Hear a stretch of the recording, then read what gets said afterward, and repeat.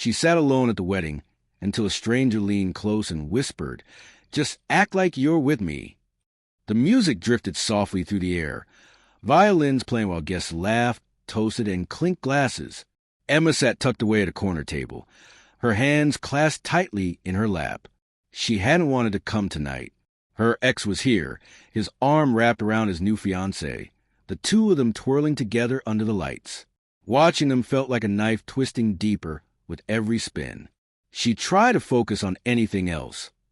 The flowers on the tables, the flicker of candles, the shimmer of the chandelier, but all she felt was a weight of being alone. Her table was empty. No one joined her. No one even glanced her way. She may as well have been invisible.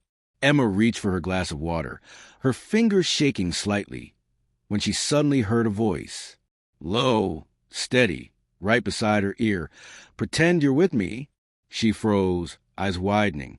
Turning her head, she saw him, a tall man in a dark navy suit, leaning down casually as if they'd known each other forever. He gave a small, knowing smile, his eyes both kind and sharp. "Your ex hasn't stopped staring over here," he murmured. "Let's give him something worth looking at." Emma's breath caught. I don't even know you," she stuttered. "That's the best part," he said smoothly, sliding into the chair beside her before she could object. Without hesitation, he reached across the table and gently took her hand. Her pulse quickened. Guests nearby glanced over, noticing them together, and suddenly her lonely table wasn't so empty anymore. Across the room, her ex froze mid-laugh.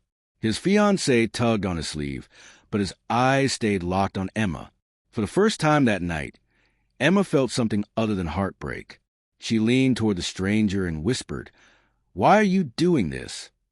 He chuckled softly. "Because no one should sit alone at a wedding, and because he doesn't deserve to see you hurting."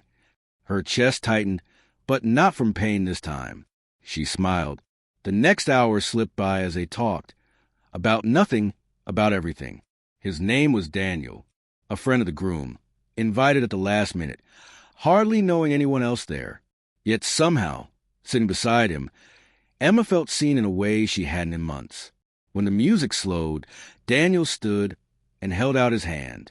"Come on," he said with a grin. "Let's make this act a little more believable." Her heart raced. "I'm not much of a dancer."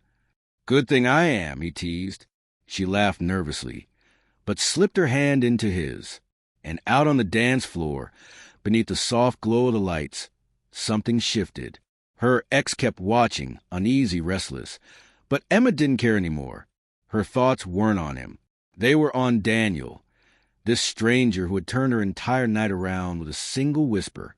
As the song faded, Daniel leaned close, his voice a low murmur. "Funny thing," he said, "I don't think we need pretend anymore." Emma's breath caught again, but this time not from heartbreak, from hope, from possibility.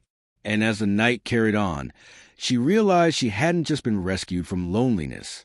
She had stumbled into a new beginning,